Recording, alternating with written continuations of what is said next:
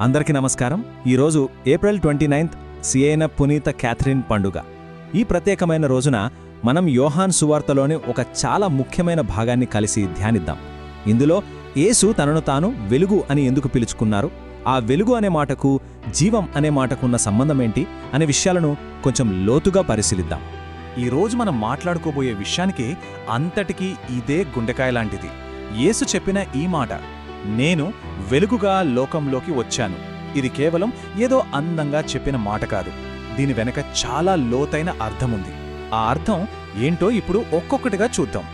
సరే, మనం మొదటి విభాగానికి వస్తే, వెలుగుగా వచ్చిన యేసు.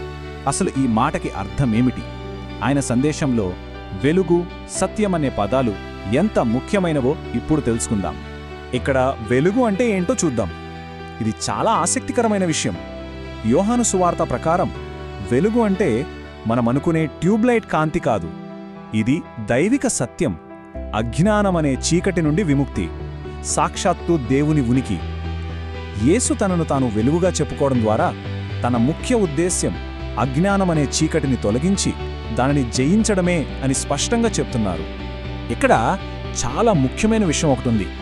యేసుకి తండ్రికి మధ్య ఉన్న బంధం అది విడదీయలేనిది. అందుకే సువార్తలు అంటారు కదా, యేసును చూడటం అంటే ఆయన పంపిన తండ్రిని చూడటమే అని. అంటే ఆయన రాక అనేది తన సొంత పని కోసం కాదు, అదొక దైవిక ప్రకటన. యేసు తండ్రికి ఒక ప్రతిబింబంలా మన ముందుకొచ్చారన్నమాట. సరే, ఇప్పటిదాకా వెలుగు గురించి మాట్లాడుకున్నాం, కానీ అసలు సమస్య ఇక్కడే మొదలవుతుంది. దేవుడు అంత గొప్ప వెలుగును మనకిచ్చినా మన మానవ స్వభావం దాన్ని ఎందుకు వ్యతిరేకిస్తుంది? దాని గురించి చూద్దాం. ఇక్కడే మనల్ని మనం వేసుకోవాల్సిన ఒక పెద్ద ప్రశ్న వస్తుంది. ఒకవేళ యేసు చీకటిని తొలగించడానికే వెలుగుగా వస్తే, మరి మనం ఎందుకు ఆ వెలుగులో నడవడానికి ఇంతగా ఇబ్బంది పడతాం? ఎందుకు సంకోచిస్తాం? ఈ అంతర్గత పోరాటమేంటో కొంచెం విశ్లేషిద్దాం. అసలు చీకటి అంటే ఏంటి? అది కేవలం వెలుగు లేకపోవడం కాదు. చూడండి, మన రోజువారీ జీవితంలోనే అది కనిపిస్తుంది.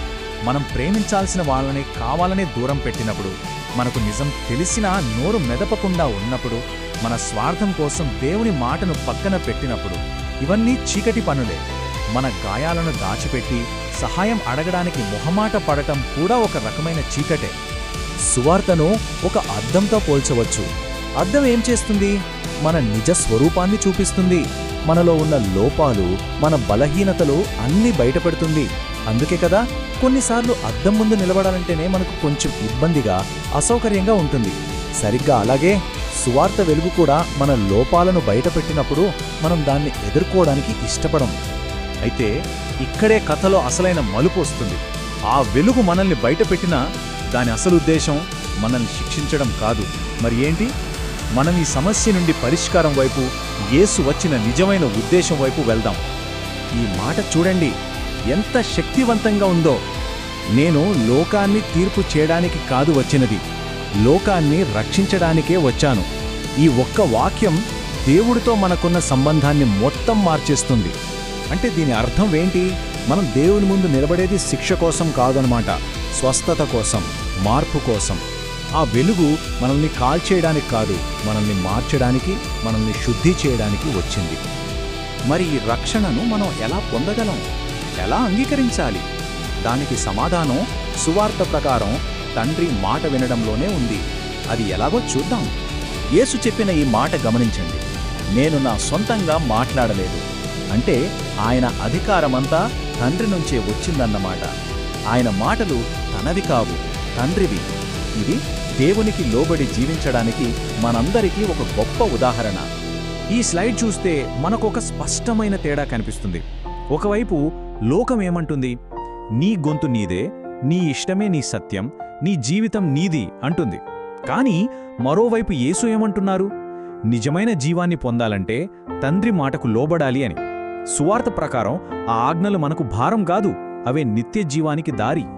అంటే నిత్యజీవం అంటే కేవలం మనం చనిపోయిన తర్వాత వచ్చేది కాదు, అది ఇప్పుడే, ఈ క్షణంలోనే మొదలవుతుంది.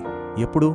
మనం దేవుని మాటకు, ఆయన ఆజ్ఞలకు అనుగుణంగా జీవించడం మొదలుపెట్టినప్పుడు. సరే, ఇవన్నీ సిద్ధాంతపరంగా బాగున్నాయి, కాని నిజ జీవితంలో దీన్ని ఆచరించడం సాధ్యమేనా?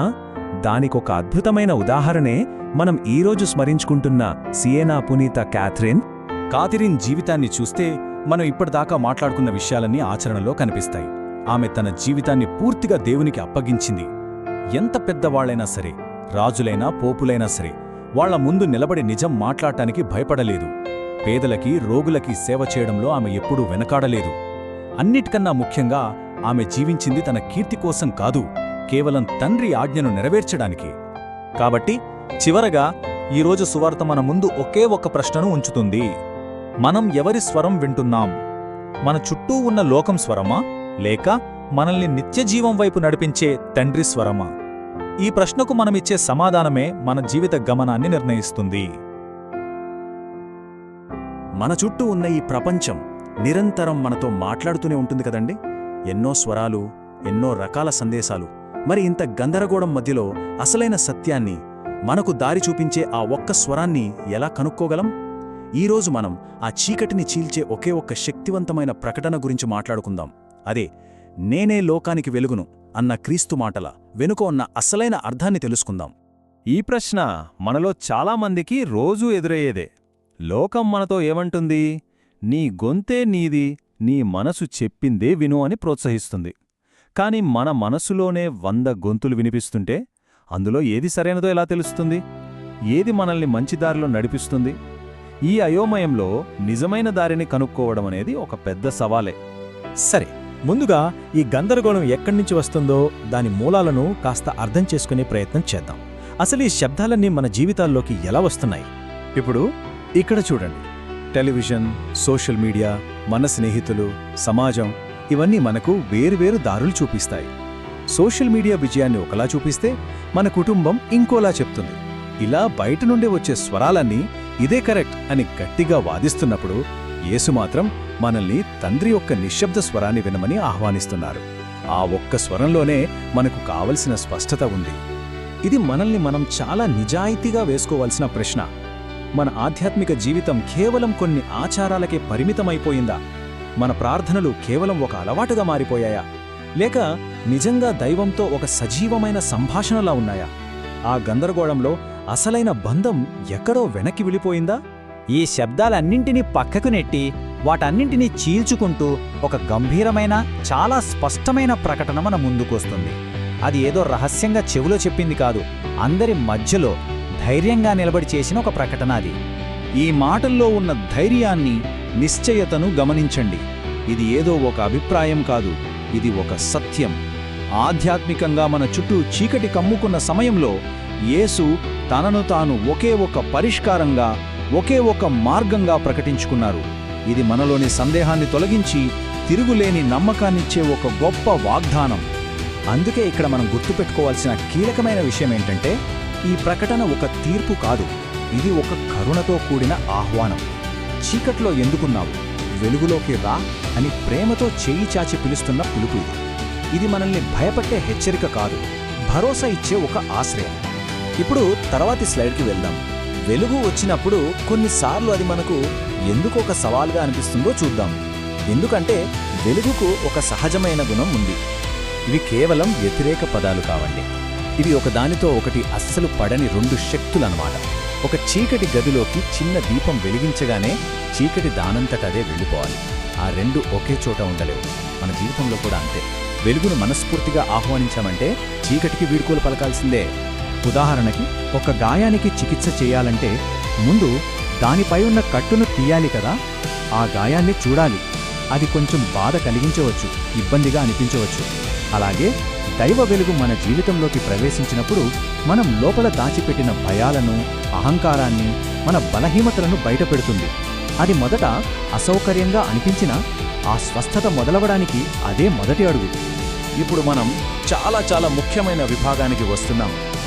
ఈ వెలుగు మనల్ని దోషులుగా నిలబెట్టడానికి వస్తుందా, లేక మనల్ని కాపాడటానికి వస్తుందా? అసలు దాని ఉద్దేశమేంటి? ఈ మాటల్లో ఎంత కరుణ దాగి ఉందో చూడండి. యేసు వచ్చింది ప్రాణాలను కాపాడే ఒక రక్షకుడిలా, శిక్షలు వేసే అధికారిలా కాదు. ఆయన మనల్ని తీర్చిదిద్దడానికొచ్చారు, తీర్పు తీర్చడానికి కాదు. అసలైన తీర్పు ఎక్కడుందంటే, మనం ఆ వెలుగును స్వీకరిస్తామా లేదా తిరస్కరిస్తామా అనే మన నిర్ణయంలోనే ఉంది. ఇక్కడ రక్షణ అంటే కేవలం శిక్ష నుండి తప్పించుకోవడం అని కాదు, అంతకంటే చాలా గొప్పది. అది ఒక సంపూర్ణమైన స్వస్థత. మనల్ని బంధించే గొలుసుల నుండి విముక్తి, మనల్ని గాయపరిచే గతం నుండి స్వేచ్ఛ, మనల్ని మనం కోల్పోకుండా తిరిగి మనల్ని మనం కనుగొనడమే నిజమైన రక్షణ అంటే. సరే, థియరీ బాగానే ఉంది. మరి ప్రాక్టికల్గా ఇది ఎలా ఉంటుంది? ఈ దైవ వెలుగును పూర్తిగా తన జీవితంలోకి ఆహ్వానించి దాని శక్తికి ఒక సజీవ సాక్ష్యంగా నిలిచిన పునీత సియేనా కాథరిన్ జీవితాన్ని ఒకసారి పరిశీలిద్దాం. ఆమె జీవితం మనకొక అద్భుతమైన సత్యాన్ని నేర్పిస్తుంది. ఎప్పుడైతే ఆ వెలుగును ఆమె తన లోపల స్వీకరించిందో ఆమె ఇక మౌనంగా ఉండలేకపోయింది. ఆ వెలుగే ఆమెకు ధైర్యాన్నిచ్చింది, సత్యం కోసం నిలబడే శక్తినిచ్చింది. చివరికి ఆమె కేవలం వెలుగును పొందడమే కాదు, తనే ఇతరులకు దారి చూపే వెలుగుగా మారింది.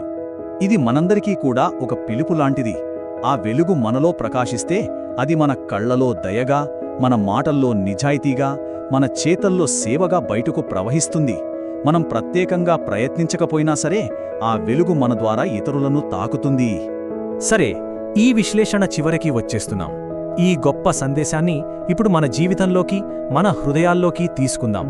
ఇది మనల్ని మనం ఒకసారి పరిశీలించుకోవాల్సిన సమయం. ఒక్కసారి మనల్ని మనం నిజాయితీగా అడుగుదాం. మన జీవితంలో ఇంకా చీకట్లో దాగి ఉన్న ఆ ప్రదేశం ఏది?